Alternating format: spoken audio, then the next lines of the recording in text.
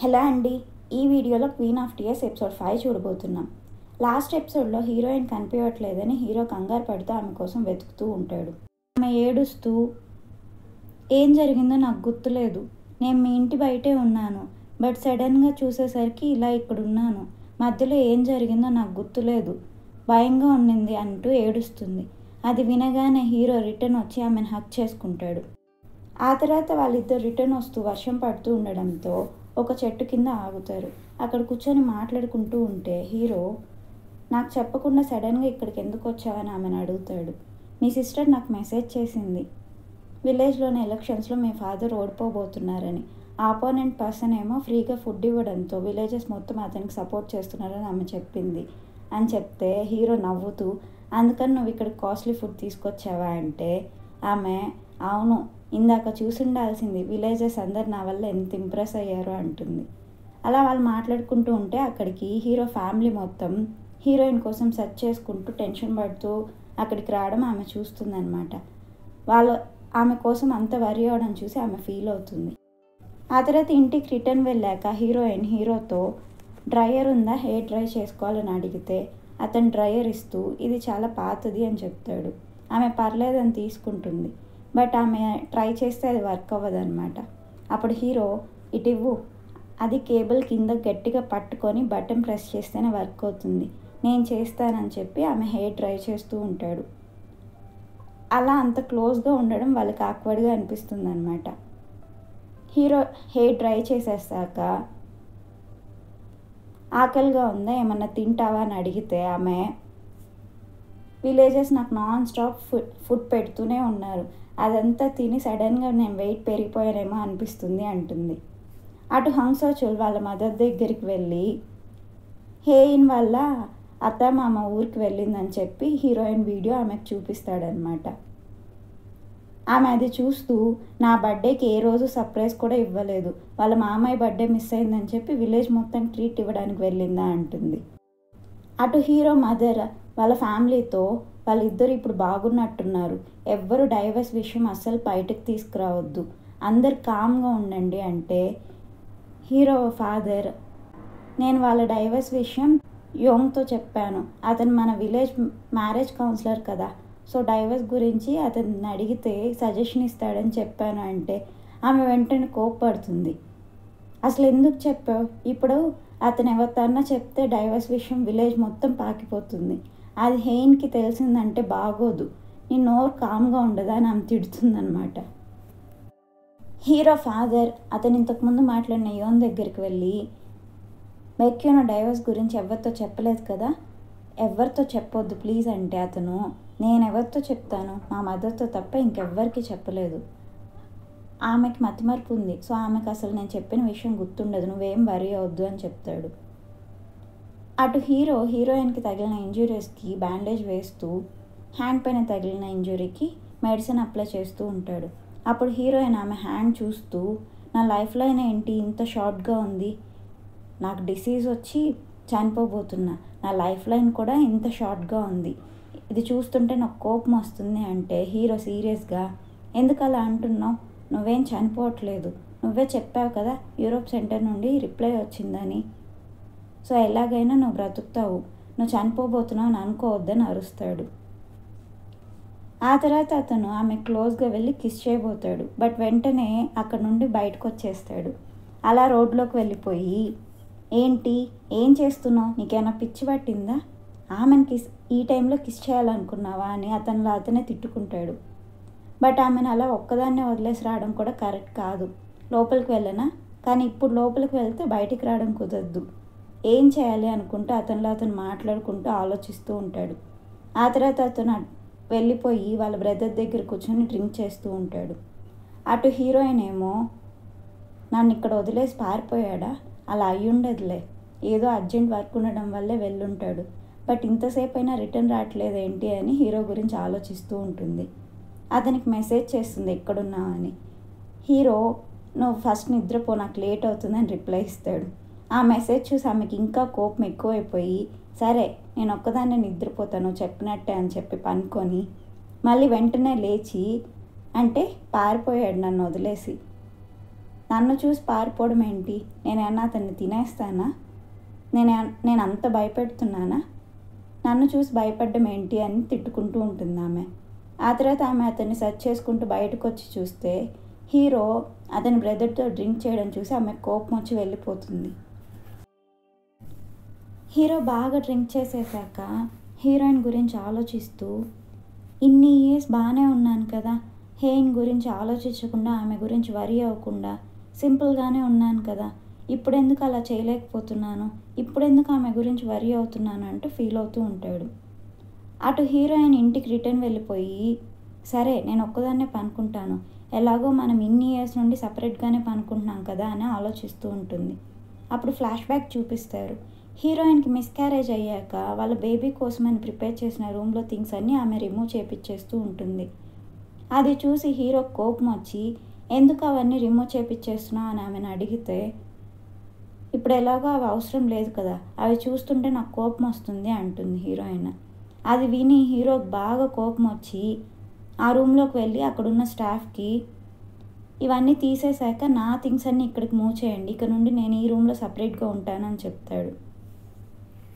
హీరోకి అలా ఆన్సర్ చేశాక యాక్చువల్లీ హీరోయిన్ కూడా చాలా బాధగా ఉంటుందన్నమాట. స్టాఫ్ రిమూవ్ చేస్తున్న బేబీ థింగ్స్ అన్నీ చూసి ఆమె కూడా ఫీల్ అవుతూ ఉంటుంది. అలా హీరో సపరేట్ రూమ్కి మూవ్ అయిపోతాడనమాట. అలా వాళ్ళు అన్ని ఇయర్స్ నుండి ఇప్పటి వరకు సపరేట్ రూమ్స్లోనే స్పెండ్ చేస్తూ ఉంటారు. హీరో అతని రూమ్లో బాధపడుతూ ఏడుస్తూ ఉంటాడు.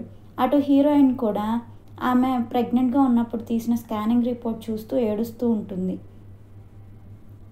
అలా ఈ విషయం అంతా తలుచుకుంటూ ప్రజెంట్లో హీరోయిన్ నైట్ అంతా హీరో గురించి ఆలోచిస్తూ నిద్రపోకుండా వెయిట్ చేస్తూ ఉంటుంది.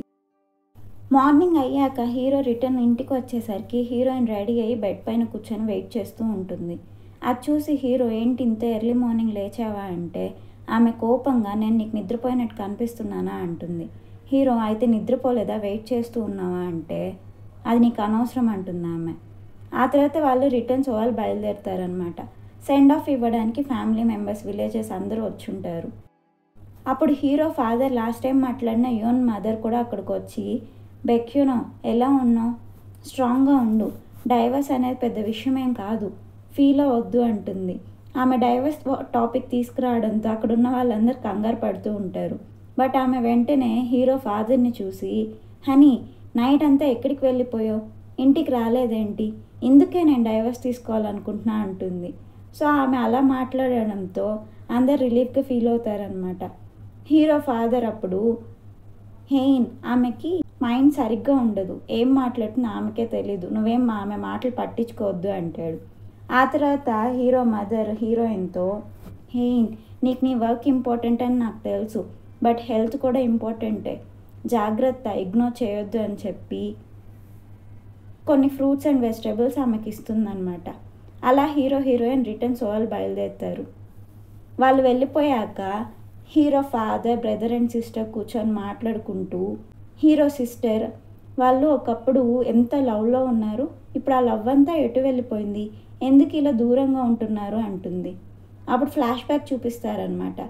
4 years బ్యాక్ హీరో సిస్టర్ హీరోయిన్ని మీట్ అయ్యి ఆమెకు మనీ ఇచ్చి, బెక్యూనో చాలా స్మార్ట్, హ్యాండ్సమ్, అతన్ని పెళ్లి చేసుకోవడానికి పెద్ద పెద్ద గవర్నమెంట్ అఫీషియల్స్, ఎంప్లాయీస్ వెయిట్ చేస్తున్నారు, నువ్వేమో పూర్, నీ దగ్గర సరిగ్గా బట్టలు కూడా లేవని నేను విన్నాను, సో నువ్వు ఈ మనీ తీసుకొని అతన్ని వదిలే అంటే హీరోయిన్, నేను బెక్యూనోని వదలడం కుదరదు అంటుంది.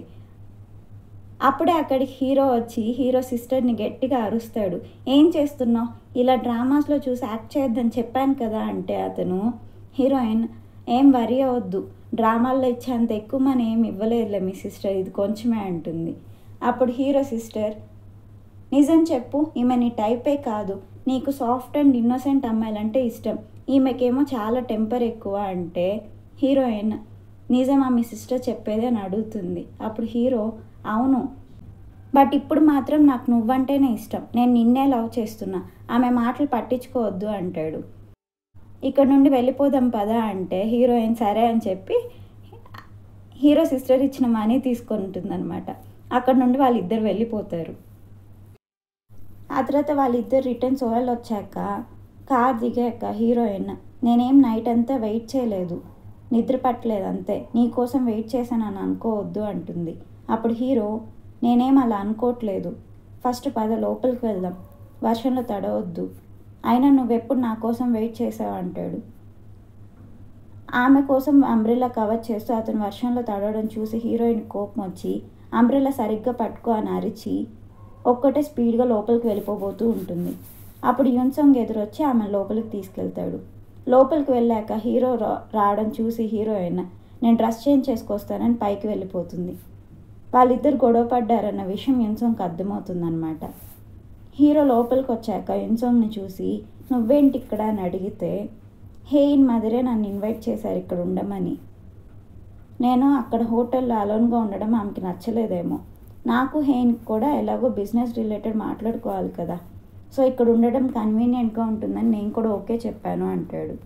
అది విని హీరో కోపం వస్తుంది. హీరోయిన్ కిందకు వచ్చాక బెక్యూనా ఎక్కడా అని అడిగితే యున్సంగ్, పైకే వచ్చాడు కదా, నీకు కనిపించలేదా, మీరు సపరేట్ రూమ్స్లో ఉంటారా అని అడుగుతాడు. హీరోయిన్ కామ్గా ఉంటుంది ఆన్సర్ చేయకుండా. అప్పుడు యున్సంగ్కి సెక్రటరీ చెప్పిన మాటలు గుర్తొస్తాయి. బెక్యూనా అండ్ హేయిన్ మ్యారేజ్ లైఫ్ టెరబుల్గా ఉంటుంది, వాళ్ళిద్దరు సరిగ్గానే ఉండరు, ఎప్పుడు గొడవ పడుతూనే ఉంటారు. బట్ స్ట్రేంజ్గా బెక్యూనా చెప్పినట్టే వాళ్ళు అందరూ అతని మాటే వింటారు. హేయిన్ కానీ చైర్మన్ కానీ అతను ఇచ్చిన సజెషన్సే ఫాలో అవుతారు అని చెప్తుంది ఆమె. అంటే బెక్యూనా వాళ్ళకి హెల్ప్ చేస్తున్నాడు, అతను ఇలాగే హెల్ప్ చేస్తే మన ప్లాన్ ఫెయిల్ అవుతుంది, ఎంత త్వరగా కుదిరితే అంత త్వరగా అతన్ని ఇంటి నుండి గెంటేయాలి అంటాడు యున్సంగ్. సో ఆ ప్లాన్ ప్రకారమే అతను హీరోయిన్తో, మీ ఇద్దరు సరిగ్గా మాట్లాడుకోరా, ఎక్కడైనా ఏ హస్బెండ్కైనా అతని వైఫ్ మేల్ ఫ్రెండ్ వచ్చి స్టే చేస్తానంటే కోపం వస్తుంది, బట్ మీ హస్బెండ్ నేను ఇక్కడ ఉంటానంటే ఏం పట్టించుకోలేదేంటి అని అడుగుతాడు. ఆ తర్వాత సీన్లో హీరోయిన్ మదర్ యున్సంగ్ని బేస్మెంట్కి తీసుకెళ్ళి డిన్నర్కి ఇన్వైట్ చేస్తుందన్నమాట. ఆ ప్లేస్ అంతా చూపిస్తూ, మా ఫ్యామిలీస్ అన్నీ సపరేట్ హౌసెస్లో ఉంటున్నట్టు అనిపించినా ఇలా మా బేస్మెంట్ కనెక్ట్ అయి ఉంటుంది, అందరం కలిసే డిన్నర్ చేస్తామని చెప్తూ ఉంటుంది. అప్పుడు హీరోయిన్, మీరు డిన్నర్ చేయండి, నేను వెళ్ళి రెస్ట్ తీసుకుంటానంటే ఆమె మదర్ కోపం వచ్చి, అదేంటి మీ అత్తమామ వాళ్ళ ఇంటికి వెళ్ళి మాత్రం బాగా నవ్వుతూ అక్కడ ఆఫర్ చేసిన ఫుడ్ అంతా తిన్నావు కదా, ఇప్పుడు రెస్ట్ తీసుకోవాలంటున్నావు ఏంటి అంటే హీరోయిన్, అవును వాళ్ళతో టైం స్పెండ్ చేశాను, దాంతో మీకేంటి ప్రాబ్లం అంటుంది. అప్పుడు ఆమె, నాకేం ప్రాబ్లం లేదు, అలా నువ్వు నవ్వుతూ ఉండడం చాలా రేర్ కదా చూశాను అంటే హీరోయిన్, అవును మీరు నాతో నవ్వుతూ ఉండడం కూడా నేను ఎప్పుడు చూడలేదు, మన ఇద్దరి మధ్య బాండ్ అలాంటిది, సో నేను లేకుండానే మీ డిన్నర్ కంటిన్యూ చేయండి అని చెప్పి అక్కడ నుండి వెళ్ళిపోతుంది. ఆ తర్వాత హంగ్సో చెల్ల యున్సంగ్తో, చూసావు కదా వాళ్ళిద్దరు ఎలా గొడవ పడ్డారో, నేను వీళ్ళిద్దరి మధ్య స్ట్రగుల్ అవుతున్నాను, ప్లస్ ఆ క్వీన్ థ్రోన్కి కాంపిటీషన్ చాలా ఎక్కువ, హేయిన్తో కాంపిటేట్ చేయడం నాకు చాలా కష్టం, ఆమె చాలా స్ట్రాంగ్, అందుకే మా మదర్ ఫార్చ్యూన్ టెల్లర్ చెప్పిన ఈ మంత్ర తెచ్చి నాకు ఇచ్చింది, హేయిన్ ఎలాగైనా నేను ఓడించాలి, ఇది నాతో ఉంటే నేను సేఫ్గా ఉంటానని ఆమె నమ్మకం, ఇదంతా ఆమె మూఢనమ్మకమే, బట్ నేను ఇది నా దగ్గర ఉందో లేదో ఆమె చెక్ చేస్తూ ఉంటుంది, సో నేను ఇది తప్పించుకోలేనని చెప్తూ ఉంటాడు యున్సంగ్తో. హీరోయిన్ హాస్పిటల్కి వెళ్ళి ఆమె బాడీ మొత్తం టెస్ట్ చేయించుకుంటుంది. టెస్ట్ రిజల్ట్స్ వచ్చాక డాక్టర్ ఆమెతో, నువ్వు జర్మనీకి వెళ్ళడం పోస్ట్పోన్ చేసుకుంటే బెటర్, నీ వైట్ బ్లడ్ సెల్స్ కౌంట్ చాలా తక్కువగా ఉంది, వాళ్ళు వైట్ బ్లడ్ సెల్స్తోనే ట్రీట్మెంట్ స్టార్ట్ చేస్తారు, సో సెల్ కౌంట్ ఇంక్రీజ్ అయ్యే వరకు నువ్వు వెయిట్ చేయాలి అని చెప్తారనమాట. అటు హంగ్సో చుల్ చైర్మన్తో అతని కన్స్ట్రక్షన్ ప్లాన్ డిస్కస్ చేస్తూ ఉంటాడు. మన ల్యాండ్ చూశాక యున్సంగ్ ఇన్వెస్ట్ చేయడానికి ఒప్పుకున్నారు అని చెప్పి బడ్జెట్ గురించి అంతా ఎక్స్ప్లెయిన్ చేస్తాడనమాట. అదంతా చూసి చైర్మన్, ఓకే ప్లాన్ బాగుంది అని చెప్తూ ఉంటాడు. అప్పుడే హీరో, ప్లాన్ ముందుకు తీసుకెళ్లే ముందు మనం రిస్క్స్ ఏమున్నాయో కూడా అనలైజ్ చేయాలి, అంత ఈజీగా ప్లాన్కి ఓకే చెప్పకూడదు అని చెప్తాడనమాట. సో ఆల్మోస్ట్ ఓకే అయిపోయే ప్లాన్కి చైర్మన్, అవును ఇంత పెద్ద ప్లాన్కి రిస్క్స్ ఏమున్నాయో అనలైజ్ చేయాలి, సో యాక్షన్ స్టార్ట్ చేసే ముందు రిస్క్స్ అన్నీ అనలైజ్ చేసి తీసుకురా అని చెప్తాడు హంగ్సో చుల్తో. ఆ తర్వాత లాస్ట్ టైం హంటింగ్కి వెళ్ళిన ప్లేస్ దగ్గర ఉన్న సర్వెంట్ హీరోకి కాల్ చేస్తాడనమాట. సార్ మీరు అడిగినట్టే మెమరీ కార్డ్ రెడీగా ఉంది, ఇందులో సీసీటీవీ ఫుటేజ్ ఉంటుంది, బట్ మెమరీ కార్డ్ సైజ్ తక్కువగా ఉండడంతో ఓల్డ్ ఫుటేజ్ డిలీట్ అయిపోయి ఉంటుంది అంటే హీరో పర్లేదు నేను ఒక డెలివరీ పర్సన్ని పంపిస్తాను, అతనికి అది ఇవ్వండి అని చెప్తాడు. అలా తెచ్చిచ్చిన మెమరీ కార్డ్ తీసుకెళ్ళి హీరో సర్వీస్ సెంటర్ దగ్గర దీని ఓల్డ్ ఫుటేజ్ రీస్టోర్ చేయండి అని అడుగుతాడనమాట. ఆ తర్వాత సీన్లో చైర్మన్ హెల్త్ కోసం అతని హెల్త్కి బెనిఫిట్ అయ్యే ఫుడ్స్ అన్నీ రివ్యూ చేస్తూ ఉంటుంది చైర్మన్ సెకండ్ వైఫ్. అప్పుడు కిచెన్ దగ్గరికి చైర్మన్ కూతురు వచ్చి, ఫుడ్లో నువ్వు స్వయంగా చేసిన సాసెస్ అన్నీ మిక్స్ చేస్తున్నావు అని నేను విన్నాను, నిన్నెలా నమ్మాలి, నువ్వు అందులో ఏమన్నా కలిపితే మా ఫాదర్ చనిపోతే, సో రేపటి నుండి అతనికి ఆఫర్ చేసే ఫుడ్ నువ్వు ముందు టేస్ట్ చెయ్యి, అప్పుడే నేను నిన్ను నమ్మగలుగుతాను అంటుంది. అప్పుడు చైర్మన్ సెకండ్ వైఫ్ అక్కడున్న స్టాఫ్ని వెళ్ళిపోమని చెప్పి డోర్ లాక్ చేసి సీసీటీవీని పగలగొట్టేశాక